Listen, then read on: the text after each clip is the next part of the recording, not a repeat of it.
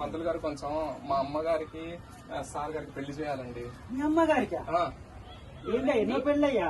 ఏమైంది నాయన నేను చేసుకుంటే ఎన్నో పెళ్ళి అని అంటావా పంతులు గారు నువ్వు? చెల్లి ఏడుపు తెలియదు కదా. అమ్మని పట్టుకుని ఎన్నో పెళ్లి అంటుండు. అందరూ అన్నారు అనుకో, ఈయన కూడా అంటాడా?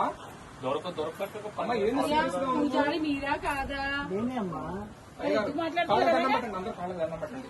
వద్దులే ఈ తిట్టినోళ్ళకి మళ్ళీ అన్నాలు ఒక విషయము కాదమ్మా, ఈ ఏజ్ లో పెళ్లి ఏందయ్యా? కొంచెం డబ్బులు ఇస్తాలే కానీ కాదు, ఎన్నో పెళ్లి మళ్ళీ మంచి పెళ్లి చేయమని చెప్తున్నా నేను. ఏం చెబుతుందండి ఇది మీతోటి? బొట్టు కొంచెం బొట్టు తీసుకొస్తా, మీరు మాట్లాడుతానండి.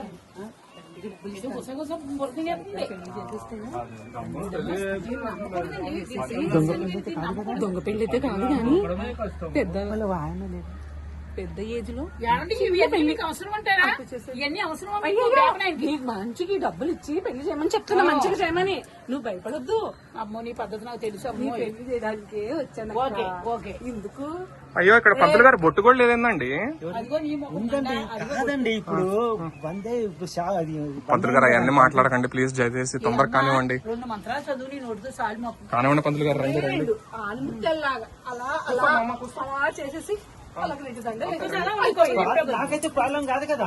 మీకు అసలు ఇది మళ్ళీ మీరు పెళ్లి చేసుకుని వెళ్ళిపోతారమ్మా.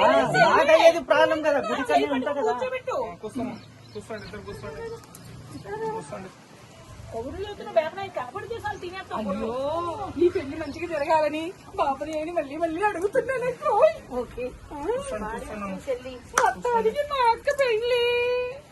అమ్మా తోడు పెళ్లి కూతురా, పక్కన కూర్చోమ్మా. అమ్మా నేను కూర్చోకూడదయ్యా.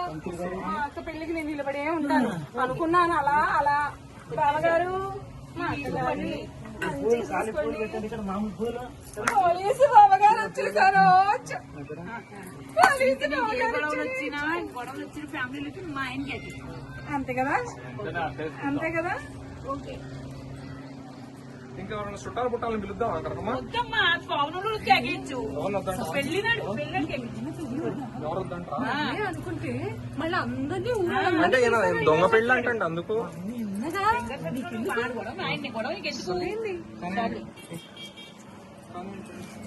మంత్రాలు బాగా చదవండి పేపర్ గారు. చెప్పండి చెప్పండి. బాగా కలిసి ఉండాలి. 100 ఏళ్ళు మీ ఇద్దరు పసుపు కలిసి చల్లగా ఉండాలి. చదవండి. 100 ఏళ్ళు అంట నడవడానికి చేత కాదు. 100 ఏళ్ళు అంటే అలా మాట్లాడి వెనకాల చెల్లి మరి మంచిగా ఉంది.